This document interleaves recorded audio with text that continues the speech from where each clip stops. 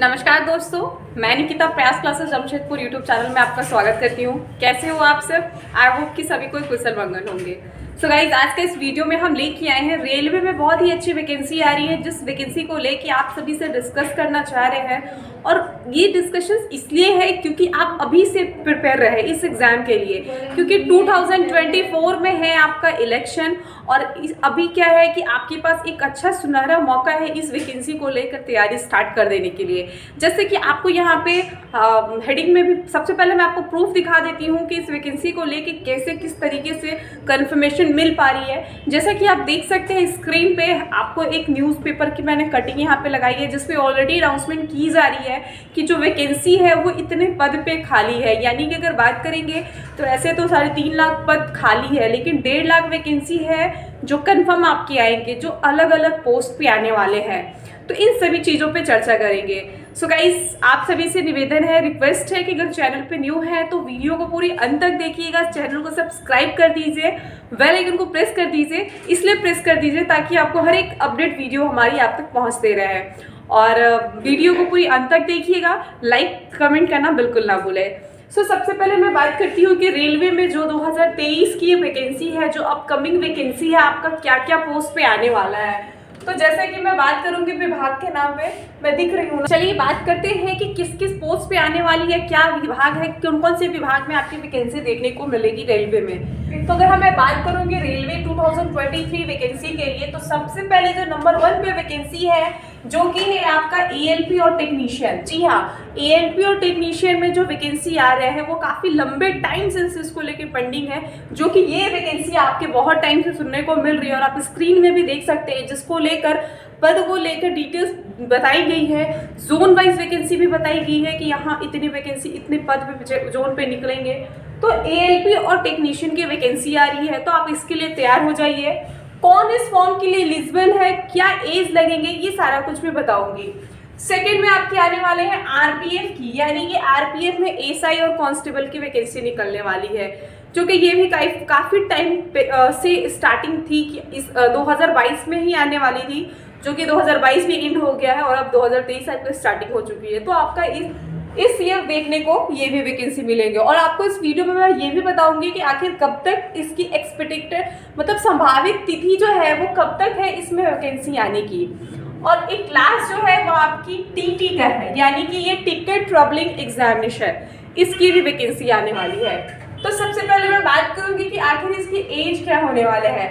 तो अगर आप एएलपी के लिए तैयारी कर रहे हैं, एएलपी टेक्नीशियन के लिए तैयारी कर रहे हैं, तो आपका जो मिनिमम एज होना चाहिए वो 18 वर्ष होना चाहिए। यानी कि मिनिमम एज आपका 18 वर्ष होना चाहिए। और मैक्सिमम की बात करोगे तो 30 यानी कि 30 आपका मैक्सिमम होनी चाहिए। वहीं अगर आप ओबीसी कैटेगरीज में आते हैं तो 3 ईयर का आपको रिलैक्सेशंस देखने को मिलेंगे एज में। SC/ST में आते हैं तो 5 ईयर का आपको रिलैक्सेशंस देखने को मिलेंगे। वहीं हम नंबर 2 की बात करेंगे आरपीएफ और एसआई कांस्टेबल के लिए। तो इसके लिए जो एज रखे गए हैं वो मिनिमम आपका 18 वर्ष है और मैक्सिमम आपका 25। इसमें भी आपको एज को लेकर रिजर्वेशंस देखने को मिलेंगे। टीटी के लिए भी आपको 18 वर्ष होना चाहिए, 18 वर्ष मिनिमम है और मैक्सिमम आपका 30 है।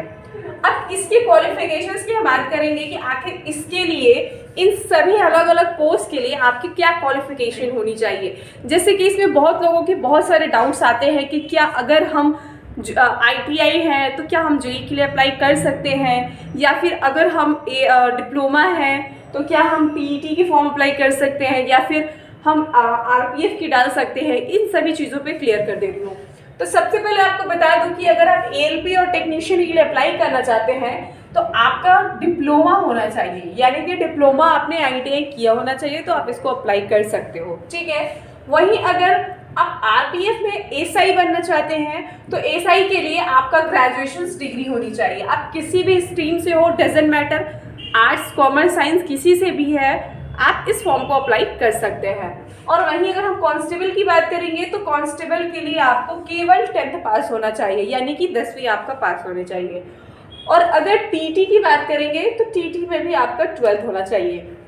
अब जैसे कि इस पोस्ट में जैसे एएलपी और टेक्नीशियन है, तो देखिए अगर आप टेक्नीशियन के लिए अप्लाई करना चाहते हैं तो टेक्नीशियन के लिए अगर आपने 12th पास किया है PCM से, फिजिक्स केमिस्ट्री मैथ आपका स्ट्रीम है, तो आप टेक्नीशियन के लिए भी अप्लाई कर सकते हैं। तो आपकी ये डाउट होती है कि कई बार मुझे कमेंट्स में भी आती है, इससे पहले भी हमने एक वीडियो पोस्ट की थी, उसमें भी बच्चों का बहुत सारे क्वेरीज आ रहे थे कि हमने 12th किया है, कॉमर्स से है, आर्ट्स से है, तो क्या हम TT के लिए अप्लाई कर सकते हैं। तो आपको मैं क्लियर कर दूं कि अगर आपने केवल साइंस से किया है, मैथ फिजिक्स केमिस्ट्री से अपनी स्टडी की है, तो आप TT के लिए टेक्नीशियन के लिए आप अप्लाई कर सकते हो। इसके बाद मैं बात करूंगी इसके रिजर्वेशन के लिए, जो कि आपको सभी में मैंने बताया कि OBC के लिए 3 ईयर रिजर्वेशन देखने को मिलते हैं, SC ST के लिए 5 ईयर का रिजर्वेशन आपको देखने को मिलेगा। अब हम बात करेंगे कि इसकी आखिर सिलेक्शन प्रोसेस कैसी होती है। तो अगर हम इसकी सिलेक्शन प्रोसेस की बात करेंगे ALP टेक्नीशियन के लिए, तो इसमें आपको 3 एग्जामिनेशंस फेस करने पड़ते हैं। सबसे पहले आपकी CBT 1 एग्जाम होती है, उसके बाद आपको CBT 2 के लिए बुलाए जाएंगे, फिर साइको टेस्ट होते हैं, साइको टेस्ट होने के बाद में आपका मेडिकल एंड डॉक्यूमेंट वेरिफिकेशन। तो इन सारी फेज से आपको गुजरना पड़ता है। अब आपको CBT में पढ़ना क्या क्या है, तो जैसे कि आपको मैथ से क्वेश्चंस देखने को मिलेंगे, क्वांटिटी एप्टीट्यूड मैथ से आपको क्वेश्चंस देखने को मिलती है, रीजनिंग से क्वेश्चंस आपको देखने को मिलेंगे। अभी क्या है कि करंट अफेयर्स भी आपका ऐड हो चुके हैं, तो करंट अफेयर्स से भी अभी क्वेश्चंस ज़्यादा देखने को मिल रहे हैं। जनरल अवेयरनेस में आपका साइंस से भी रहेगा, हिस्ट्री जोग्राफी भी बेस क्वेश्चन रहेंगे। तो इन सभी से मिला के आपको क्वेश्चंस देखने को मिलती है। अब जैसे कि अगर आप ALP डिप्लोमा ALP के लिए अप्लाई कर रहे हैं, तो इसमें एक आपको टेक्निकल का पेपर भी पढ़ना होता है। वहीं अगर आप RPF और कांस्टेबल की बात करेंगे सिलेबस के लिए, तो उसमें आपका simple maths, reasoning, general studies आपको बस यही पढ़नी है। अगर RPF और SI के लिए बात करते हैं, तो इसमें आपको कोई टेक्नीशियंस नहीं पढ़ना है। लेकिन अगर आप डिप्लोमा के लिए अप्लाई कर रहे हैं, ALP के लिए अप्लाई कर रहे हैं, डिप्लोमा धारी है, तो आपको टेक्निकल पेपर भी पढ़ना होता है। ठीक है। सो गाइज, ये सारी जो डिटेल्स, ये बेसिक कंसेप्ट था कि जो कि आपका क्या एज होना चाहिए, और अगर आप तैयारी करना चाहते हैं, तो अगर ये सारी आपके पास जो भी है एलिजिबिलिटीज़ है, अगर आपके पास है, तो आप इसकी तैयारी स्टार्ट कर दीजिए। हम इसके लिए बेस्ट बुक की अगर बात करूँगी, तो आप इस PD का बुक्स ले सकते हैं, रेलवे सामान्य ज्ञान, जो कि ये बुक्स काफ़ी अच्छा है। और इसकी अगर रिजल्ट की बात करूँगी, तो इसमें बहुत अच्छे क्वेश्चंस मिलते हैं।